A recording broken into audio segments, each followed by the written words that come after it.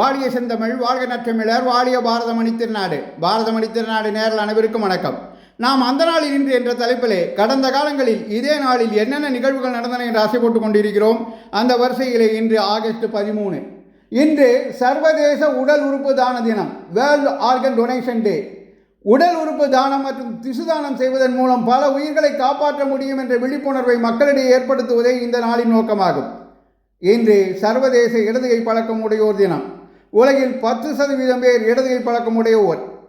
Aristotle, Marie Curie, da Vinci ஆகியோரும் இடதுகை பழக்கம் உடையோரே.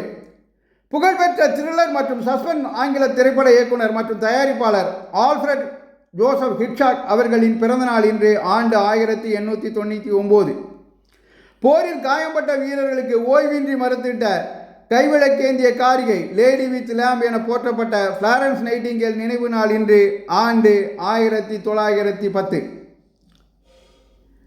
பிரபல தமிழ் தெலுங்கு திரையுலகில் புகழ்பெற்ற பழம்பெரும் நடிகையும் பாடகியுமான எஸ் வரலட்சுமி அவர்களின் பிறந்த நாள் இன்று. ஆண்டு 1925. இவர் சிவாஜி கணேசன் நினைவு விருது, கவிஞர் கண்ணதாசன் விருது ஆகியன வழங்கி கௌரவிக்கப்பட்டுள்ளார்.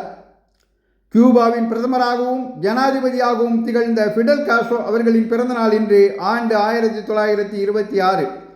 1959 முதல் 1976 வரை கியூபாவின் பிரதமராகவும் 1976 முதல் 2008 வரை கியூபாவின் ஜனாதிபதியாகவும் பதவியில் இருந்தவர்.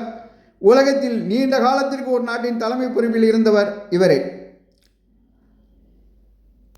பிரபல இந்தி நடிகையும் பரதநாட்டிய கலைஞரும் மக்களவை உறுப்பினருமான வைஜெயந்திமாலா அவர்களின் பிறந்தநாள் இன்று. ஆண்டு 1933. அந்நிய நாட்டில் இருந்து கொண்டு இந்திய விடுதலைக்கு பாடுபட்ட முக்கிய வீராங்கனை மேடம் பிகாஜி ருஸ்தம் காமா அவர்களின் நினைவு நாள் இன்று. ஆண்டு 1936. ஜெர்மனியின் ஸ்டட்கார்ட் நகரில் 1907 நடைபெற்ற சர்வதேச சோஷலிஸ்ட் மாநாட்டில் வெளிநாட்டில் முதன்முறையாக இந்திய தேசிய கொடியை பறக்கவிட்டவர் இவர். இவரால் பாரதத்துக்கு அனுப்பி வைக்கப்பட்ட இந்திய தேசிய கொடி நமது விடுதலை போராட்ட வீரர் வீர சர்க்காரால் புனே நகரில் பட்டொலி வீசி பறக்கவிடப்பட்டது. மத்திய ஆப்பிரிக்க குடியரசு பிரான்சிடமிருந்து சுதந்திரம் பெற்ற நாள் இன்று. ஆண்டு 1960. இந்திய வளிமண்டல அறிவியல் முன்னோடி விஞ்ஞானி சிசிர் குமார் மித்ரா எனும் எஸ்கே மித்ரா அவர்களின் நினைவு நாள் இன்று. ஆண்டு 1963. இவர் இந்தியாவில் அயனி மண்டல ஆராய்ச்சியை துவக்கி வைத்தவர்.